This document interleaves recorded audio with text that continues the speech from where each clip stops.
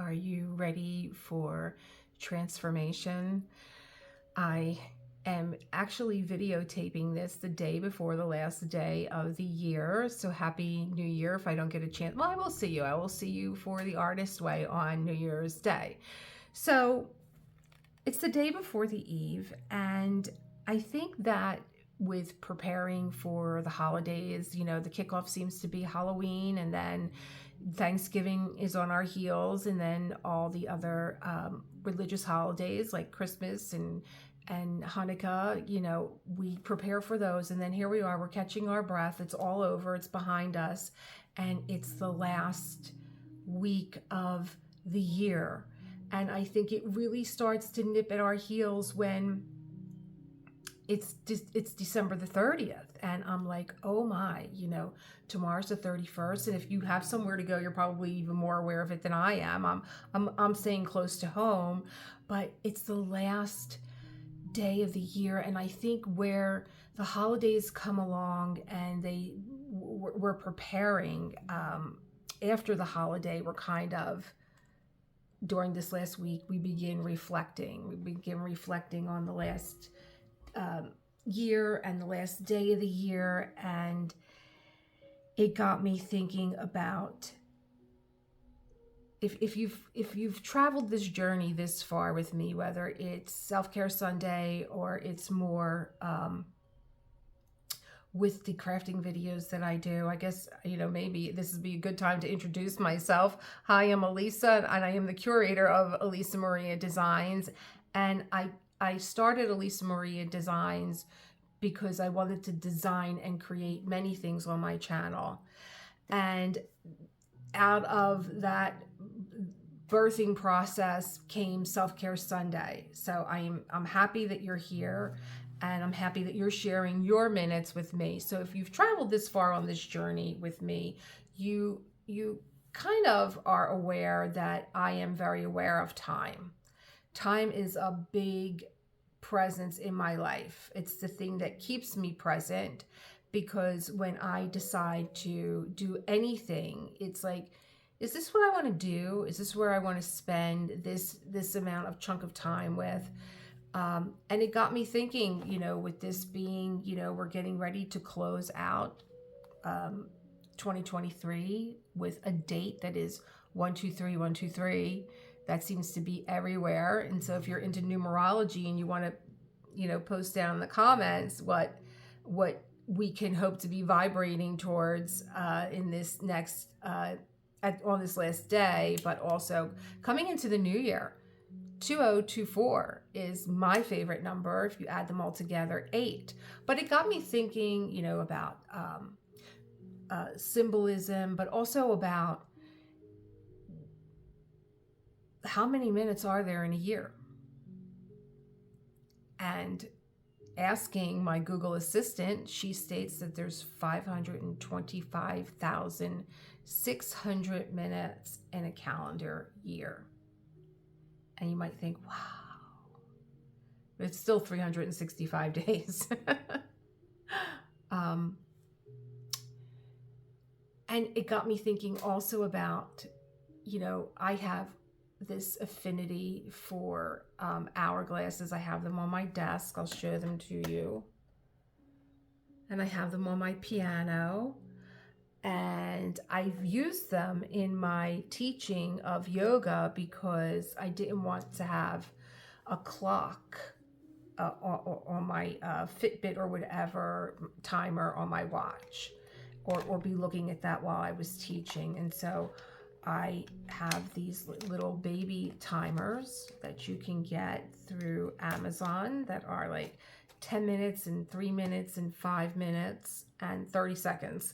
So I use these still in my writing. Sometimes I'll set one for 10 minutes, but I have my bigger ones here. But I really do use these still in yoga, even if I'm just practicing myself. And it got me thinking, you know, I don't know where this intense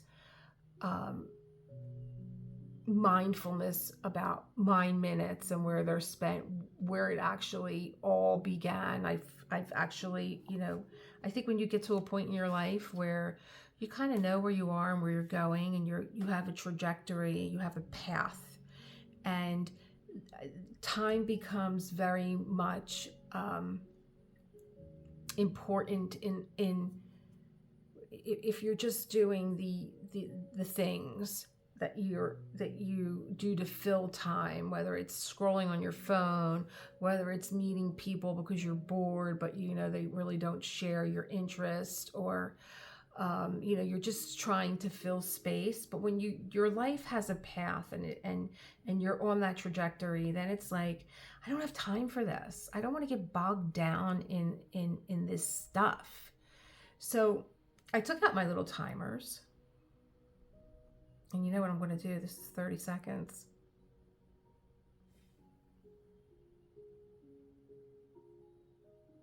How long is a minute? And what do you do in a minute? So if you're not watching the television and I'm just background noise right now, I have a little timer that's set for 30 seconds, and then I'm going to turn it over. But I'm going to be quiet for now.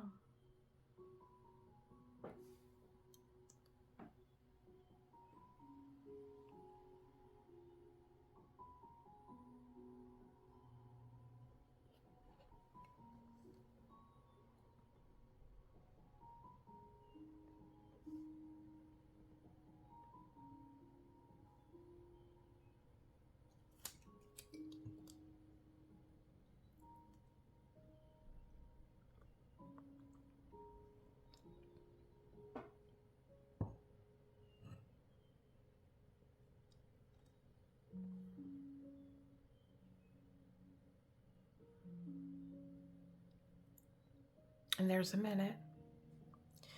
And I wanted to give you that visual of, how long a minute can be. And what did you do? Did you look at me? I kind of showed you what I was watching on television, this beautiful backdrop of winter and winter animals walking through, a forest, a beautiful channel. I'll link that down for you. But a minute can be a long time. Sometimes we look at our watch and we're like, oh my God, it feels like time's never moving. A minute is a long time. There's a lot to do in a minute. But what did you do? Did you watch me? Did you take time to close your eyes, maybe?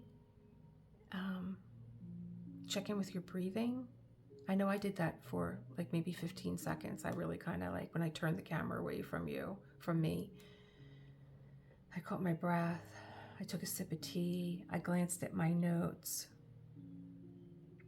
So I really want you to think about your time and how you spend it. I am always, when I do my writing in the morning and when I get all the junk out of my head, when I siphon out all this stuff that's floating around, it's interesting because, I'm telling you this because both things have to do with my husband. Let me just make a note because I will, forget. But one already went out of my head, but I had this conversation with my husband yesterday. We had a really interesting conversation about music, and we both watch a channel here on YouTube called The Charismatic Voice, and she is an opera singer, and her Patreons contact her and they're like, will you dissect this song? And I've seen her dissect Boston's More Than a Feeling. I mean, this is coming from somebody that, she's a young girl, and she even trained here in Philadelphia at the Curtis Institute, besides, Europe. And so she's dissected these things with the voice. So she's dissected Boston's More Than a Feeling, or Freebird. Last night she dissected from Bat Out of Hell, Meatloaf, singing Paradise by the Dashboard Light. And I watched it first because I got it when it just dropped.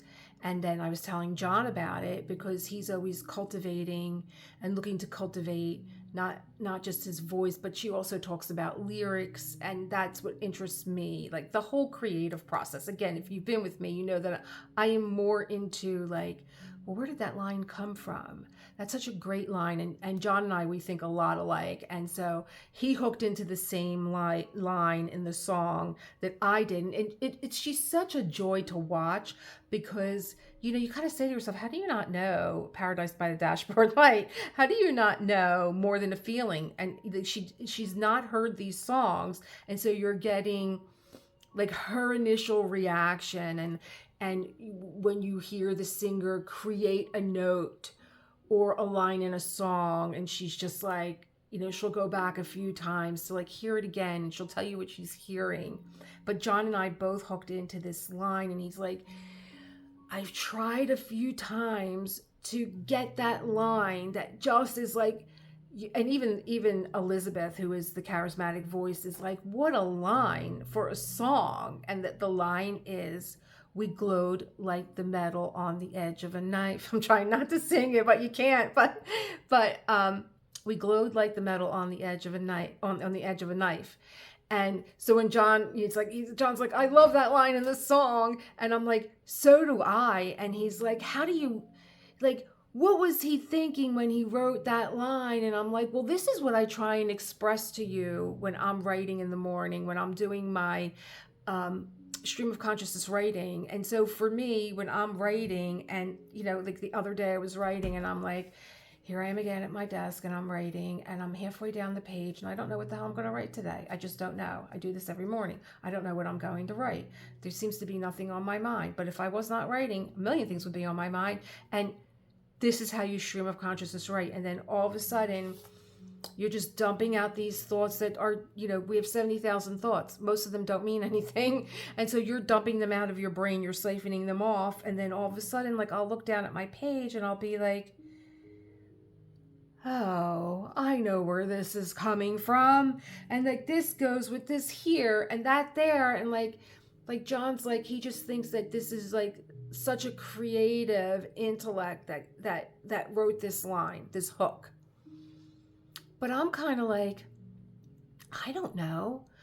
This is what I try and explain to you, how these abstract thoughts that we have when you're doing stream of consciousness, and then maybe you dump some, but some of them do, or they're like little magnets and they kind of find each other along the page, and they're like, oh, I don't know. Maybe the person that wrote that line, I don't know who, he told me who wrote it. I wasn't that interested in who wrote it because I was so into the performance, and also the fact that, you know, the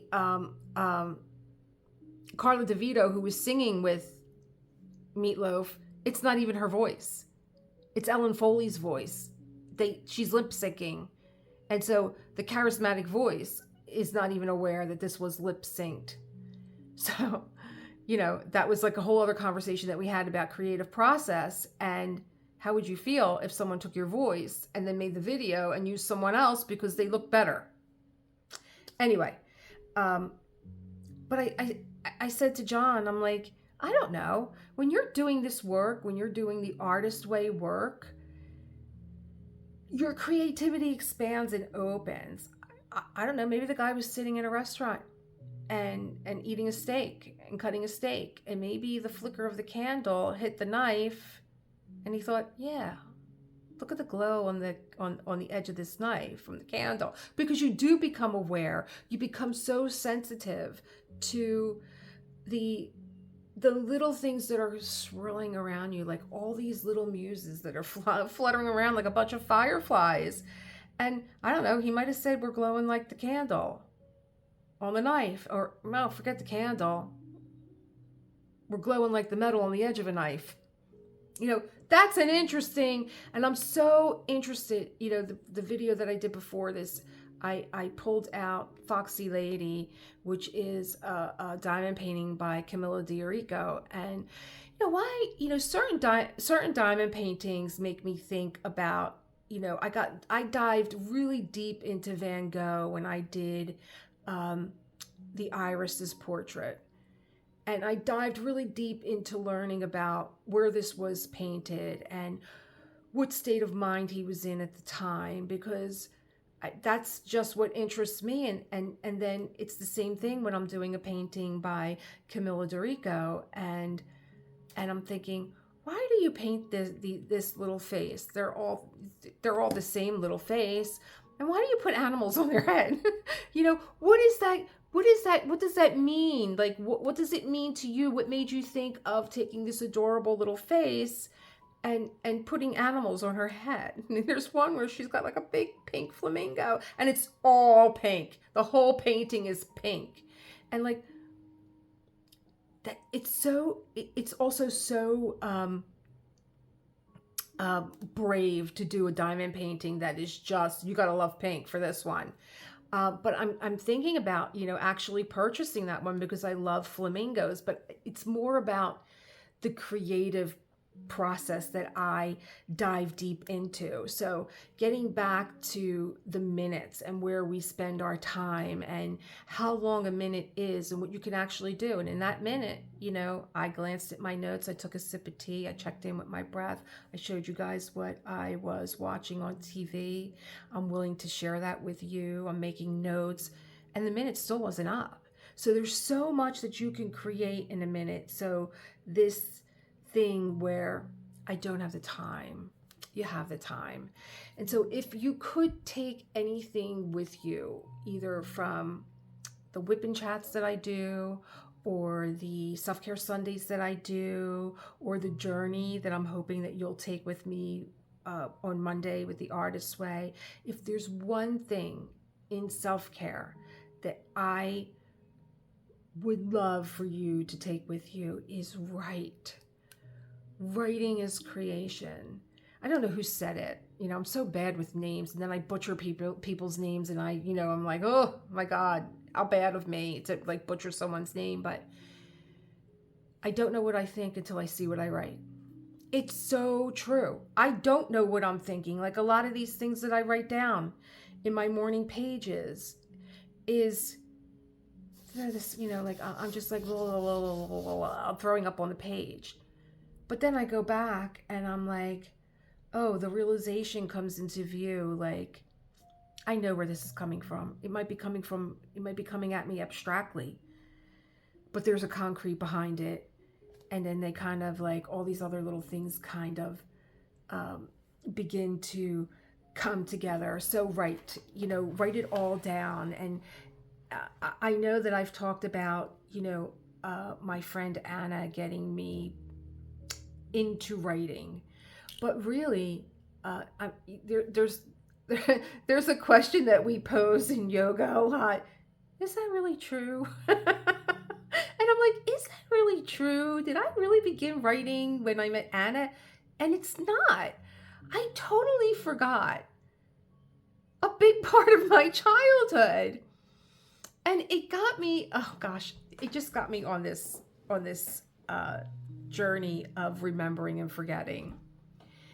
And when I was a kid, my dad gave me this blue, it was like a royal blue patent leather storage bag. Well, it was meant to hold ballet shoes, because there was a graphic of ballet shoes, and it was my father's wish that I would become a ballerina. And I opened up this beautiful royal blue, electric blue patent leather case that was meant to hold ballet shoes. And I was like, heck with these. I just kind of threw them.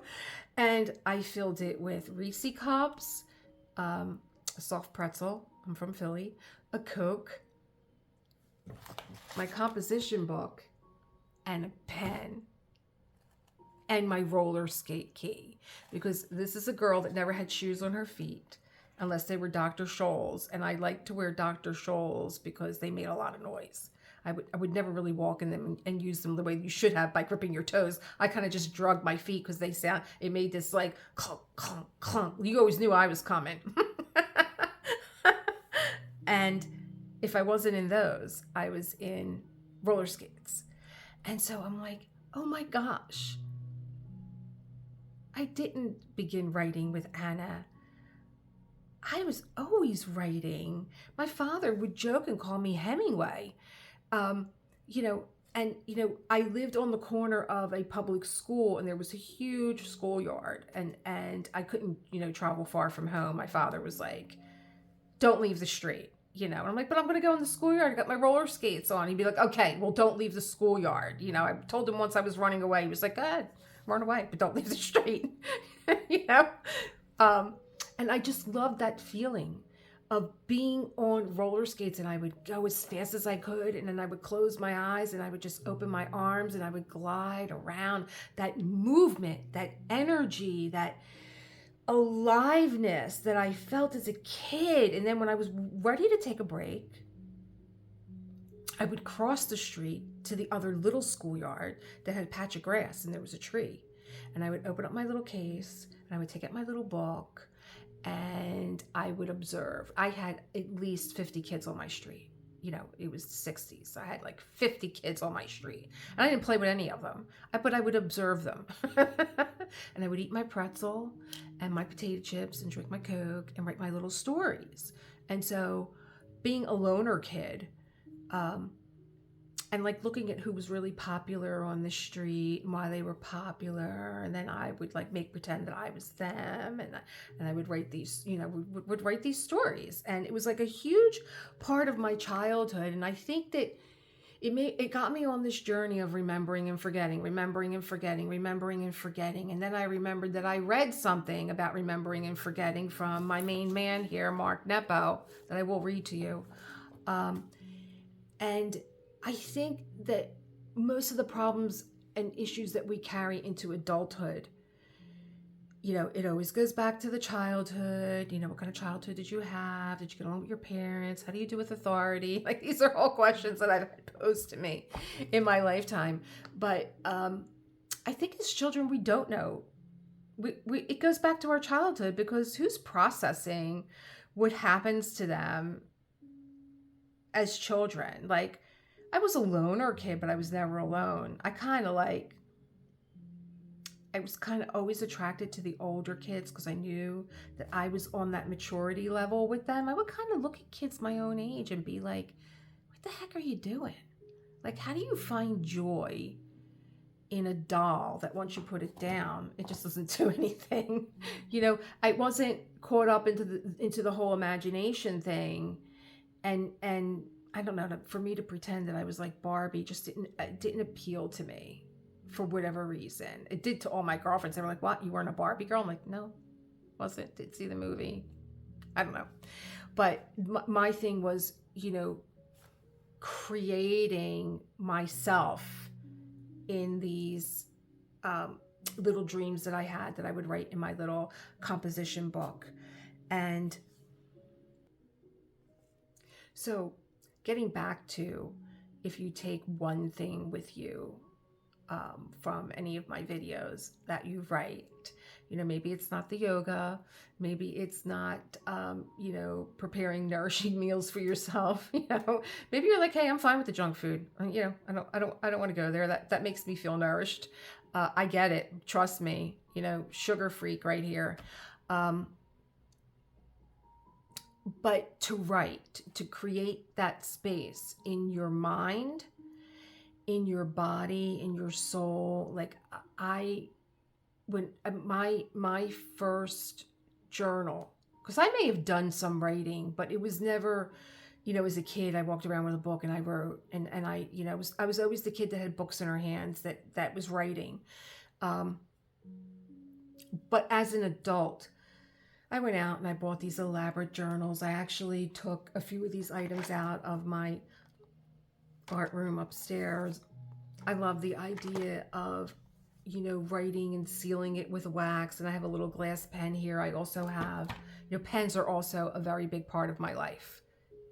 I have pens that I could probably give a pen to everyone in this country. And I bought another pen, but it's more of a sketch pen, a glass pen. It wasn't really meant for writing, but this pen for writing, I absolutely adore. It's a gorgeous wood pen with beautiful ink, and there's a little stand to it. Is this a pen? Can't see. Everything is in a deep dive into these foam carriers that they come in. It's a gorgeous pen. It's all wood. And look at that tip. And I'm telling you, when you dip into ink with this, and you'll see it kind of suction upward, and to who doesn't want to write? And this will last me, like one dip will last me like a half an hour. And I'm like, oh, I don't use my really good pen. I'm always looking for a pen. I'm going to leave this out on my desk. And I wrote this morning and I didn't use it. Has gorgeous ink. I'll link it down below. I got this on Amazon. It got me on a journey with glass pens. It came with a little book of paper, and I believe I might have but I just love that it's like almost like a craft paper, and that the ink is like a sepia. It's all very romantic. And in the beginning when I was writing and I was like, oh, I'm into this, and I went out and bought all these beautiful journals, it kind of causes a block in your head. It's like, oh, I've ruined my journal, So the greatest journal that I ever had was my first one that I completed, which was just a composition book. I put some stuff on it, that, just to, cover the cover. But when you're writing, you really, with every writing, there's a transformation that happens. There's a realization that happens. There's a clearing that happens, and it makes way for other things to come into your life that you are writing about, you begin to notice, that they begin to manifest. And it's like, I spent so much time in bookstores and looking for the answer. Maybe the answer is in this book. Maybe it's here. Maybe it's in this video. It's here. It's you. You are what you are looking for. And it took me such a long time. I mean, I know I've read that somewhere. You are what you're looking for. But you are holding all the answers. And it's like, well, I don't know that I am holding all the answers. And so I'm looking at these books because I need to, find, well, what is it that I'm looking for? Those books and those self-care books and those self-help books, they're great tools to help you find what is inside of you already. I mean, we have so many songs that remind us of that, and so many books like The Alchemist that remind us that the treasure that we're looking for is right at our feet. Or, The Wizard of Oz is all about, you had it with you all the time. It was with you all the time. Everything is within you. And it reminded me of the passage that I read from Mark Nepo, and there's a few of them that just stay in my head. Of course, December 31st, which I read for you already, what had to do with the African Bushmen that don't say hello. They say, I see you. And the return back is, I am here. So it would be like, hey, Amy, I see you, and she would say, I am here. And I just love the beauty and the simplicity of that, of saying to someone, I see you, and validating that person and them saying, I am here. It's such a beautiful reading.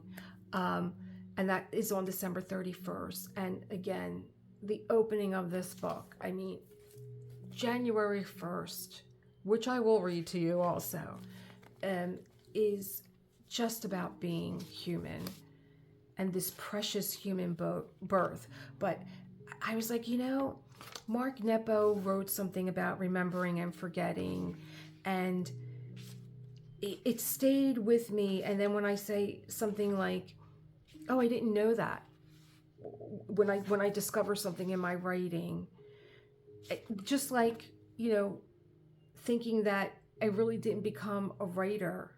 I was writing from a young age, but then somewhere along the way, I forgot that was something that I enjoyed. And it went away for a long time.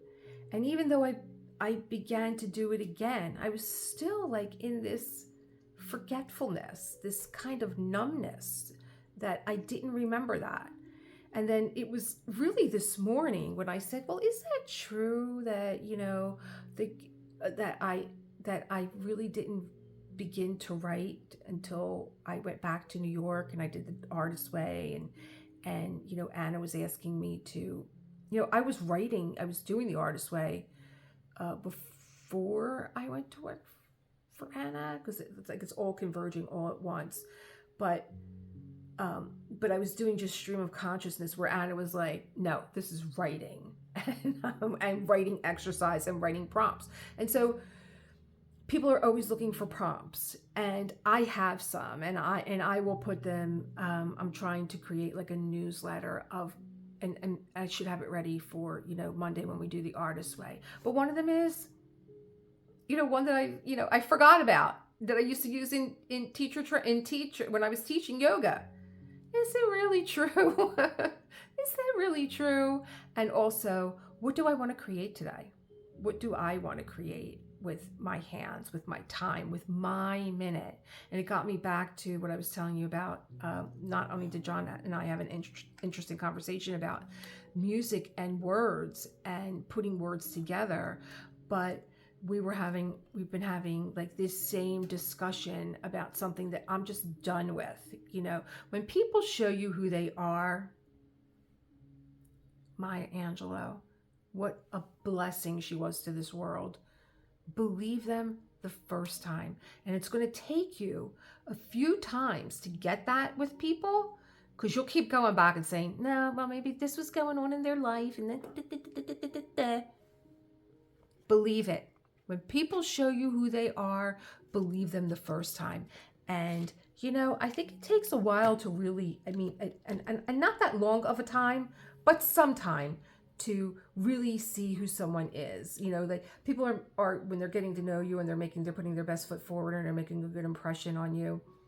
But then eventually the true self shines through, just because the word true is in there, the word truth. The truth always finds the sunlight. And John and I were having this conversation about, you know, another person that is new to me, but old to him. And so I am looking at it, you know, kind of like the charismatic voice. You know, this song's been around forever. How did you not hear this song?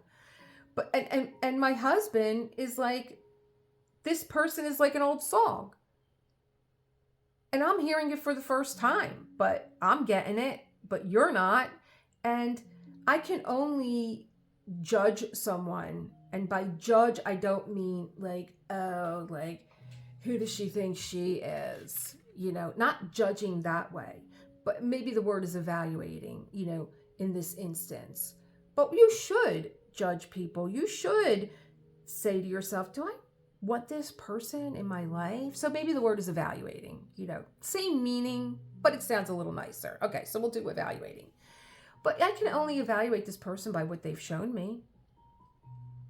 And it's funny that when I first met this person, I really thought, nice person, great guy, you know.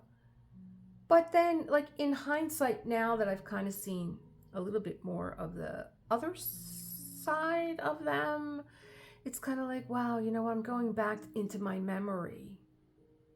And yeah, the signs were there, and I'm over it. And so my husband was bringing it up again. And I was like, listen, I can't have this conversation with you anymore, because this is my minute, and I'm not spending another minute on this topic. You do what you want.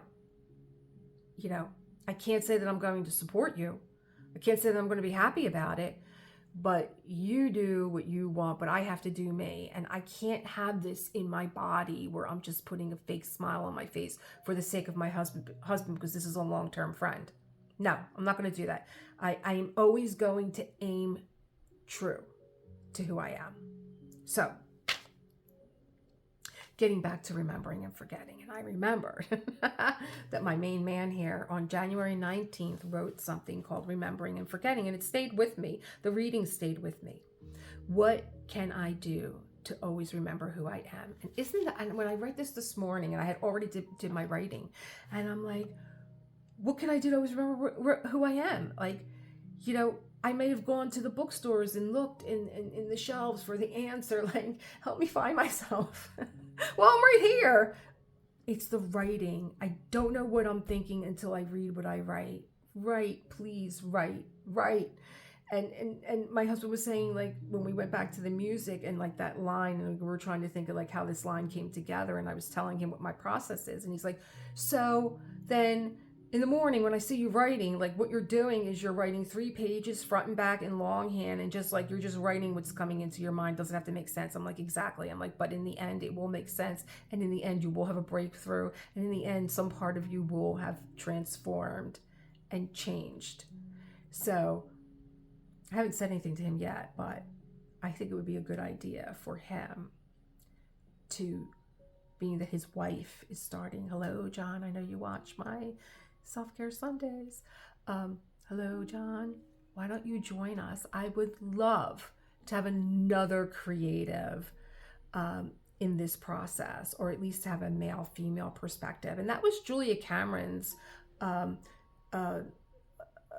that's what she threw out into the universe. She was like, yes, read this book, use the tools, they're very basic, but then form clusters. And that's what I'm forming again this time around, a cluster here on YouTube with those of you that I consider, I call you guys family, and I don't take that lightly, with my little creative family here, to come along on this journey. And I don't, listen, you don't have to do 12 weeks. I don't care if all you do is take one thing away from it. Take the writing. Take the writing. You're going to remember what you forgot. What can I do to always remember who I am? Most of our searching is looking for ways to discover who we really are. In this, we are a forgetful species, and perhaps what Adam and Eve lost when kicked out of Eden was their ability to remember what is sacred. Thus, we continually run into mountains and rivers, run to the furthest sea, and into the arms of strangers, all to be shaken into remembering. Oh, that's so true. And some of us lead simple lives, hoping to practice how not to forget. But part of our journey is this forgetting and remembering. He always makes me cry.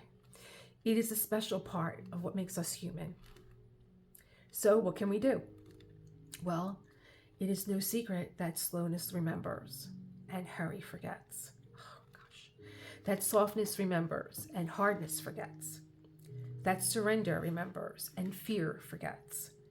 It is beautifully difficult to remember who we really are.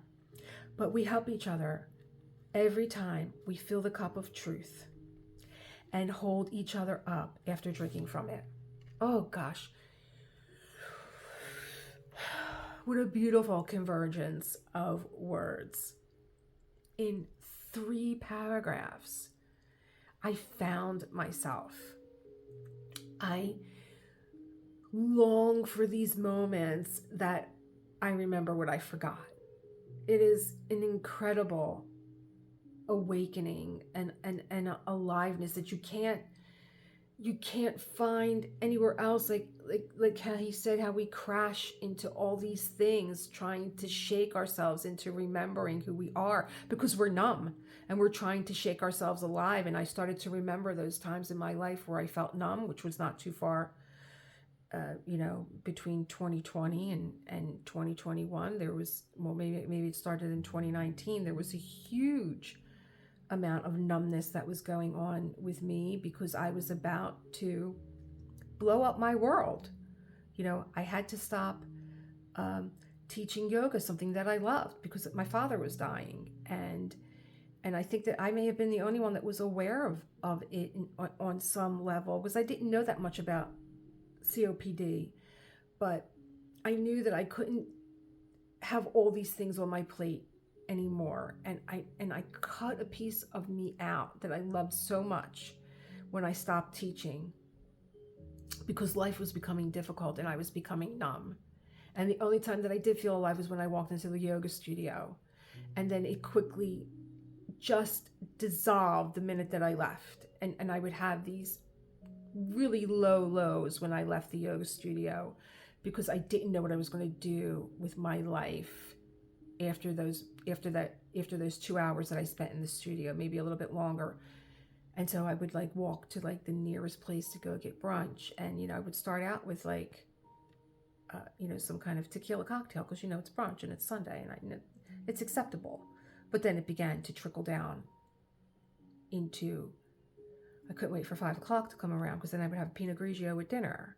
And well, what the hell's the difference? Does it have to be a Sunday? I can have brunch on a Monday and have what do you have, like a mimosa? And it began to be something that I crashed into to try and shake myself alive. And I was just falling deeper down into a hole.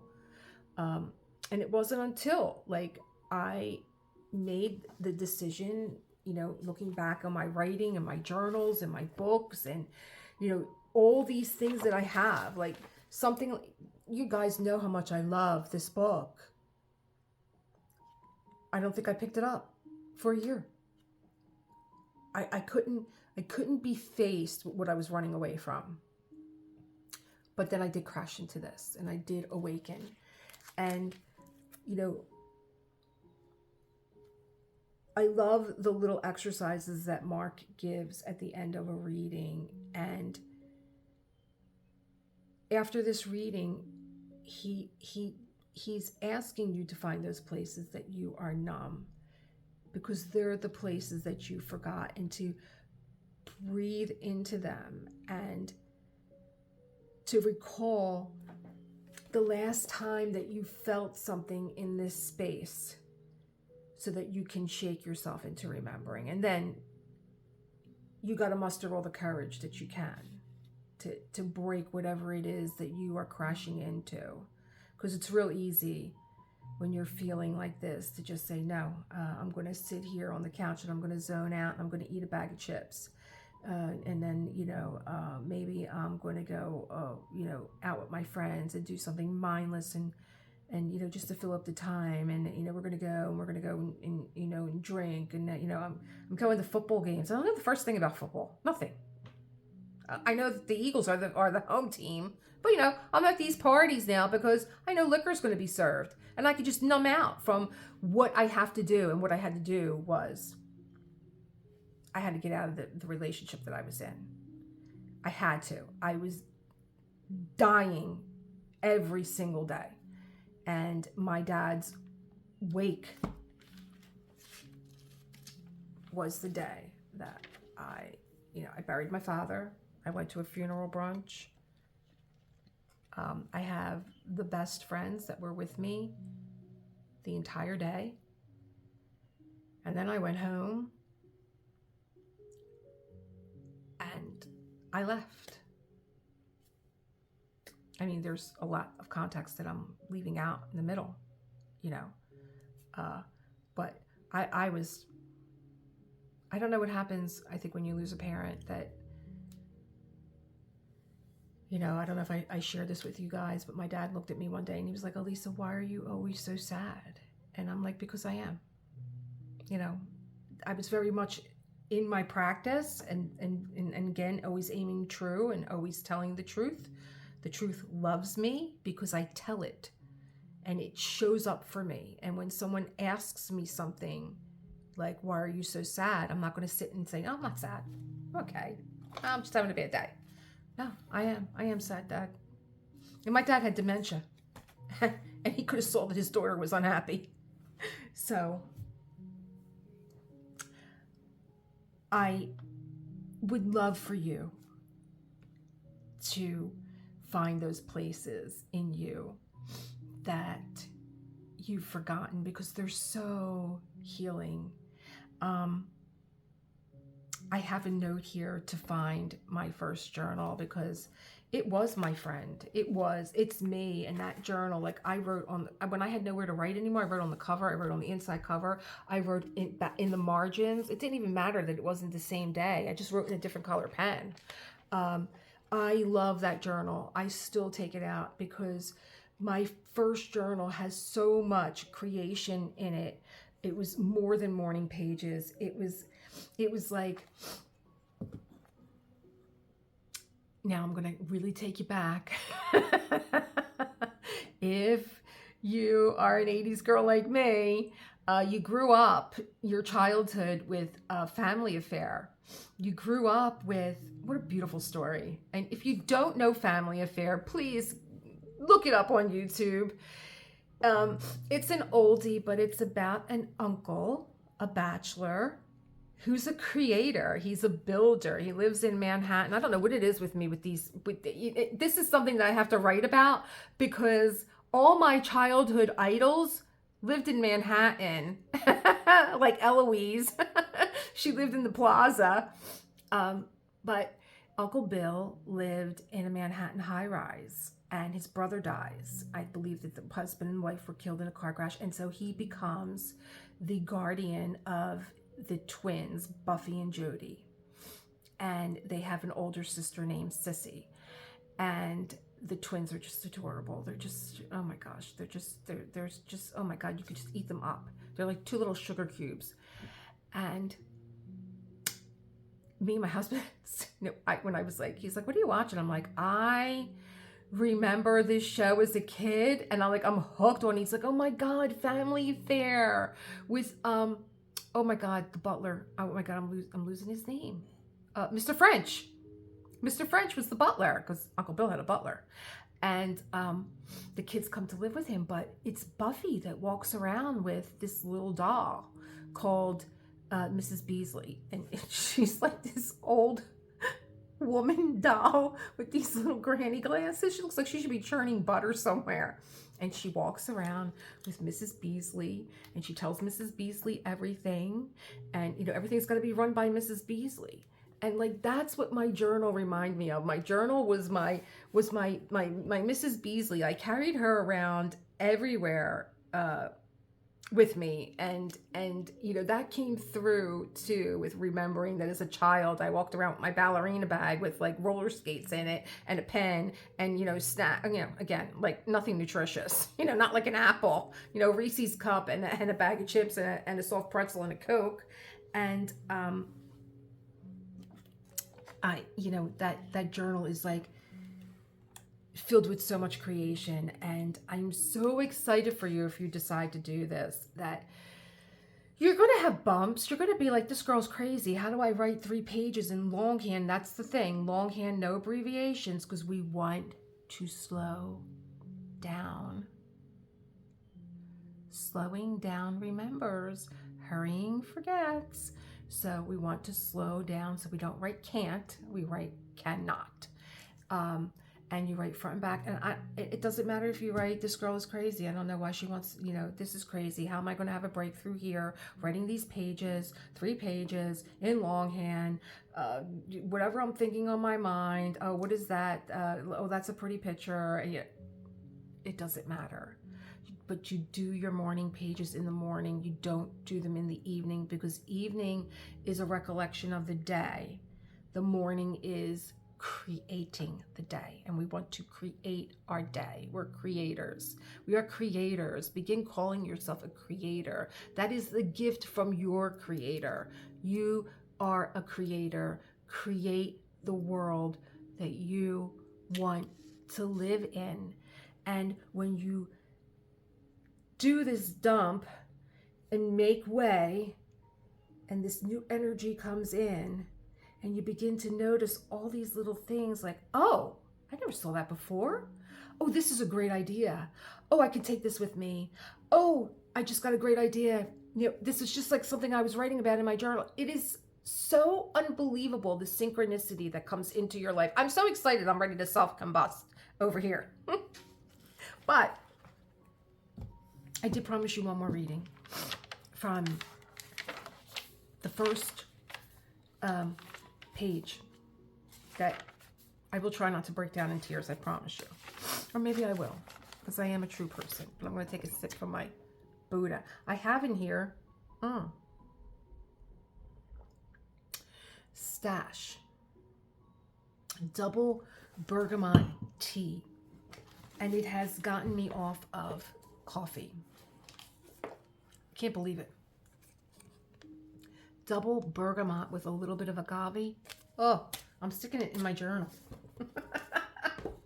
And I found a piece of Palo Santo, which is a holy wood in India, and it has the most pleasant, distinctive. I used to use this in my yoga classes, and when I would walk around to my students, it goes out immediately, but it's just a light fragrance, nothing too cloying. If you have one of those senses that is like, oh my God, I can't take incense, but there's nothing cloying about it at all. And it's such a beautiful scent. And other than Palo Santo, I will burn Song of India, which is a beautiful incense. It's so distinctive. Like when you walk into a room that the Song of India is burning, you're just like, everything comes down to the ground. Everything comes down to the earth. You start to reconnect. It's just such a beautiful scent. So here we go. Precious human birth. Of all the things that exist, we breathe and wake and turn it into song. There is a Buddhist precept that asks us to be mindful of how rare it is to find ourselves in human form on earth. It is a really beautiful view of life that offers us the chance to feel enormous appreciation for the fact that we are here as individual spirits filled with consciousness, drinking water and chopping wood. It asks us to look at the ant and the antelope, at the worm and the butterfly, at the dog and the castrated bull, at the hawk and the wild, lonely tiger, at the 100-year-old oak and the 1,000-year-old patch of ocean. It asks us to understand that no other life form has the consciousness of being that we are privileged to. It asks us to recognize that of all the endless species of plants and animals and minerals that make up the earth, a very small portion of life has the wakefulness of spirit that we call being human. That I can rise from some depth of awareness to express this to you, and that you can receive me in this instant is part of our precious human birth. You could have been an ant. I could have been an anteater. You could have been rain. I could have been a lick of salt. But we were blessed in this time, in this place, to be human beings alive in rare ways we often take for granted. All of this to say, this precious human birth is unrepeatable. So what will you do today, knowing that you are one of the rarest forms of life to ever walk the earth? How will you carry yourself? What will you do with your hands? What will you ask, and of whom? Tomorrow you could die and become an ant, and something will be setting traps for you. But today you are precious and rare and awake. It ushers us into grateful living. It makes hesitation useless. Grateful and awake, ask what you need to know now. Say what you feel now, and love what you love now. I took a pause because while I was reading this, out of the corner of my eye, I noticed the beautiful vision on my television, and I will link this channel down for you. And as I was reading this and looking at nature and the snow falling, the meditation for this reading is to sit outside if possible, or near a window, and note the other forms of life around you. So I stopped for a minute to angle my camera towards the TV and to breathe slowly and think of the ant and the blade of grass and the blue jay and what makes these life forms can do that you can't.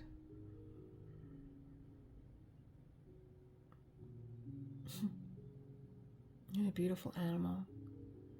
Think of the pebble and the piece of bark and the stone bench, and center your breathing on the interior things that you can do that they can't. And oh my gosh.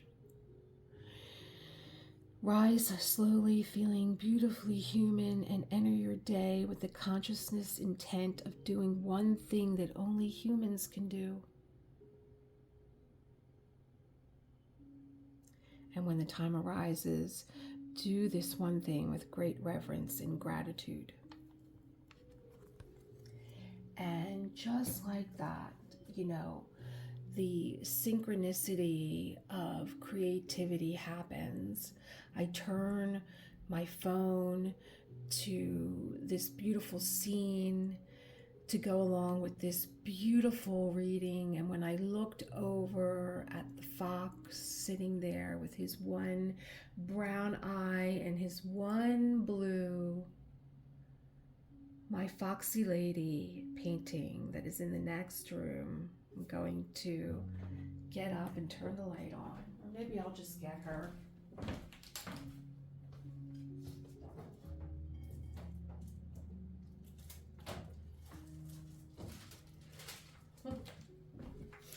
My Foxy Lady painting that I am doing now, that I brought back into my diamond painting world.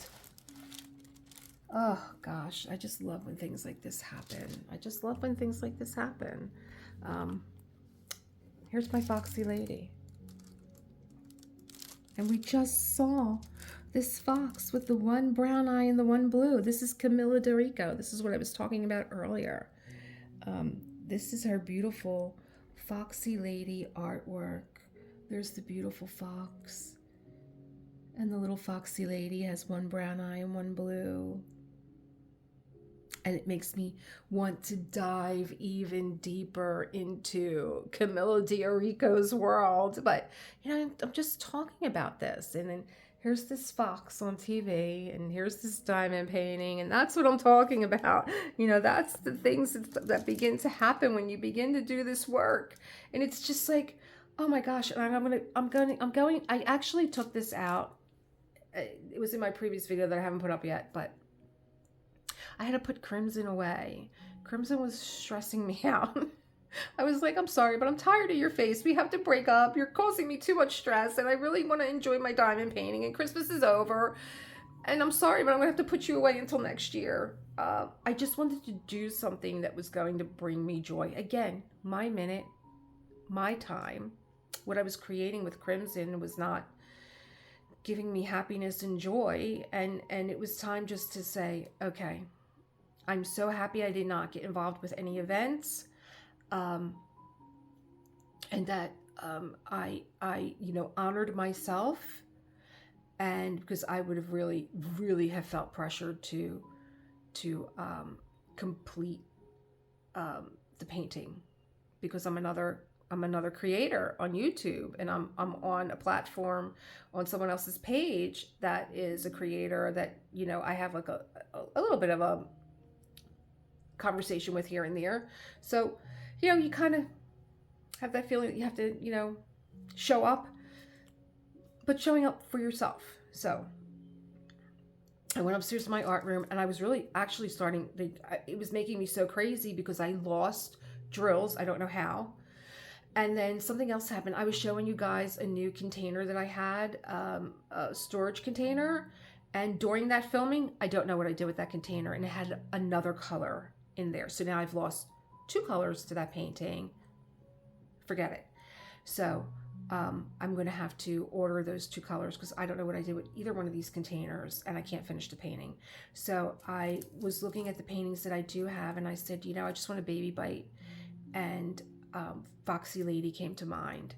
And I will tell you that this painting just brings me so much joy. I call her my Crayola crayon. There's so much to love about this painting, and it looks like there's a lot of color blocking, but there's a lot of variation, and almost with every color there's an AB. But the blue, there's a fairy dust, but with the green there's an AB, with the yellow there's an AB, with the orange there's an AB. And I'm just so, oh my gosh, I can't wait. I can't wait now, especially after seeing this gorgeous little fox. I have a thing with foxes. I have to find out what that means too. So what is it?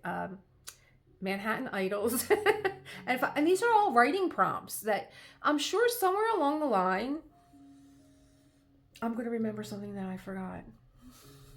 So I will see you on Monday for the first chapter of The Artist's Way. Get the book in any format that you like. Get a composition book. Get a pen. I like a big pen because it has 4 different colors. And I don't know, I think that somehow you might want to, underline things or, write in a different color, on different days. I don't know. I have a bunch of gel pens that I write with, and I have my glass pen. But it's not really the first chapter. It's the foundation of The Artist's Way. It's the basic principles. It's a little bit of a layout of what you're going to be doing. And we'll get into that on Monday. But in the meantime, enjoy your last day of the year. That's it. 525,600 minutes in a year, and all of them could be minutes where you break through and you transform all your wishes and your desires, and you're so powerful and you're so creative, and I want you to have that world that you want to live in. Okay, guys, Happy New Year. I'll see you on Monday. Artist's Way. Bye, family.